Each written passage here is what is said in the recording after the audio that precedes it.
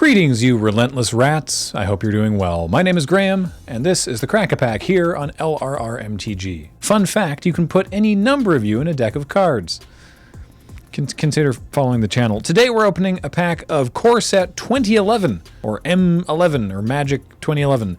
This was given to us by Tony Whittick at Las Vegas Magic Fest 2019. TN Tony 79 in chat. Thank you, Tony. Appreciate it. 2011. Judging by the booster art, we could have a Titan in here. I don't know if this was the first time we saw the Titans. I think they printed them 2 core sets back to back, like M10 and M11, I think, maybe. But they could be in here, so that would be fun. But first, we're going to start with our commons, and the first one we have is Assault Griffin. 3 and a white for a 3/2 flying Griffin. Sure, why not? They've printed versions of this more recently that like do other stuff too. So it's not like the most exciting Griffin, but yeah, it's fine. What about a different flyer that blocks that one surprisingly well? It's Azure Drake. 3 and a blue for a 2/4 flyer, and that's all it does. But I tell you, it blocks the heck out of Assault Griffin. Boy, just based on these first 3 creatures, core sets more recently have been way more interesting than they were back in 2011. This was 10 years ago. Holy crap. Barony Vampire is next. It's 2 and a black for a 3/2 vampire. That's it. And 2 and a black for a 3/2 vampire with flavor text. Poor little sun dweller out past curfew, and to think you might have survived if it wasn't so close to supper time. I think the cackle is implied, really. But yeah, not like we're not doing astonishing business in terms of creature abilities so far. Manic Vandal is 2 and a red for a 2/2 human warrior that when it enters the battlefield, destroy target artifact. I mean, hey, Manic Vandal at least does something more interesting than fly. It can break stuff. Flavor text on this one says, it's fun. He doesn't need another reason. Yeah. Do things that are fun. As long as you're not hurting anybody else. Or yourself. Unless that's the goal. Cloud Elemental. 2 and a blue for a 2/3 elemental with flying. Cloud Elemental can block only creatures with flying. That order of words has always messed me up. Welkin turn, some sort of mist spirit. This thing can block only creatures with flying. Not can only block creatures with flying, because that implies that's all it can do ever. It can block other flying creatures, like the Assault Griffin or the Azure Drake, but it shouldn't block Assault Griffin because that would be a trade. But the Azure Drake, it just bounces off of it. I'm trying to make a case for why this is good. It's fine. Speaking of flying, Mighty Leap. 1 and a white for an instant. Target creature gets +2/+2 and gains flying until end of turn. Look at this armor-clad elephant. It's not a Loxodon, it's just an elephant. The southern fortress taken by invaders? Sure, when elephants fly, says Breezard Skeenbow, captain of the guard, who presumably is either dead or at least got fired after underestimating the power of the flying elephants. Nether Horror. 3 and a black for a horror. It's a 4/2 with flavor text. Yeah, I didn't realize. I had just sort of assumed, I was like, core sets, you know, they're core sets and they just keep doing core set stuff. But boy, the recent ones are way more interesting. 2 completely vanilla creatures so far, and 2 sort of the French vanilla creatures that have like just a sprinkle of flying on top of the foam. Nether Horror doesn't seem great. 4/2 for 4?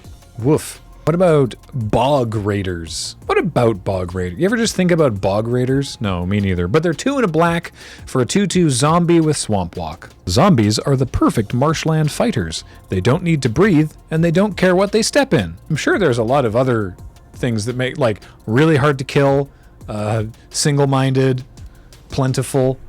There's lots of reasons that you might want, if you were a necromancer, that you might want to send zombies after people. It just makes sense. More durable than skeletons. Susceptible to piercing damage more than skeletons, but I'm getting in the weeds now. The zombies don't care if they get in the weeds. It's right there in the flavor text. Lava Axe. 4 and a red for a sorcery. It deals 5 damage to target player. With some very sort of like normal flavor text, which is from the heart of the mountain into the heart of the mage. It's good. It's good flavor text. It's not as funny as some of the better Lava Axe flavor texts. I want to say that one of them was just catch, and the best one, of course, strictly better than Cinder Hatchet, or whatever it was. I don't know if it actually said strictly better, but it was like something referencing how the Lava Axe was better than the Cinder Hatchet.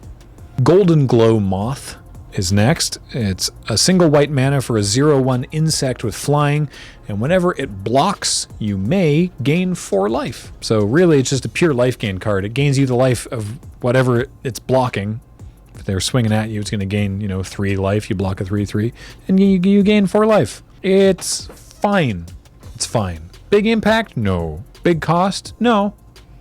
It's fine. Prodigal Pyromancer. Boy, we get into the uncommons and suddenly, what a step up. 2 in a red for a 1/1 human wizard. Tap to deal 1 damage to target creature or player.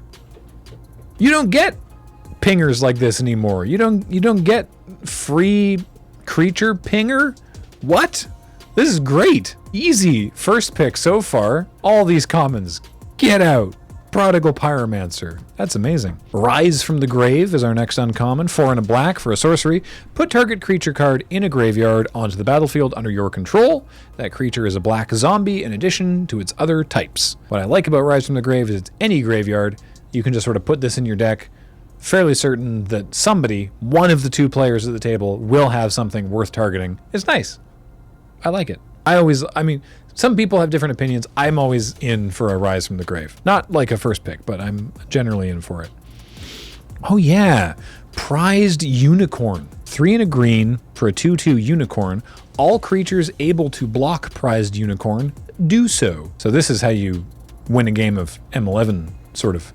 Not really, I was going to say out of nowhere, but they have, unless you can give it haste somehow, they have a whole turn really to react to the Prized Unicorn. You just attack with everything, and all their creatures have to block the unicorn, and then you crunch on through. Hope they don't kill the unicorn after you've attacked with everything. That would probably be bad. Before I move on to the rare, we have an ad for Scars of Mirrodin. The corrosion begins October 2nd, 2010. Journey back to this harsh metallic plane. This time, will you leave in one piece? And tips and tricks building a deck. A constructed deck must contain at least 60 cards. Staying close to that limit increases your chances of drawing your most powerful cards. You may have a maximum of 4 of any card, except there's no limit on basic lands or relentless rats.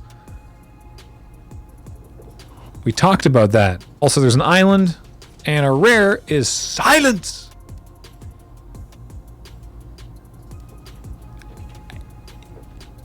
It's a white mana for an instant. Your opponents can't cast spells this turn. Spells cast before this resolves are unaffected, says the reminder text.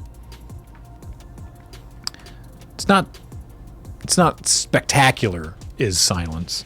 Silence is sort of making the pack worthwhile. It's most of the pack overall is $5.38 at time of recording, and the Silence is over $4 of that.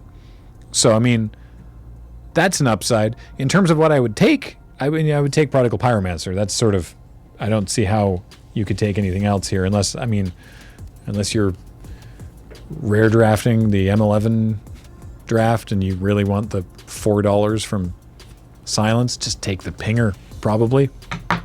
That's going to do it for the Crack-A-Pack.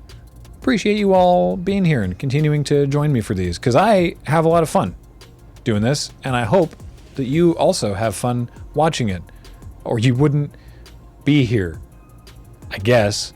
If you hate this, don't watch it. You don't have to. But for the rest of you, thanks for being here. Hey, you support us directly on our Patreon, and we really appreciate that, and thank you so much. And if you want to send us a pack, which you do not have to do, you can do it at our P.O. Box at Attention Crack-A-Pack. I've been Graham. James is helping out. Somebody edited this, and you were here, and that's great. Goodbye.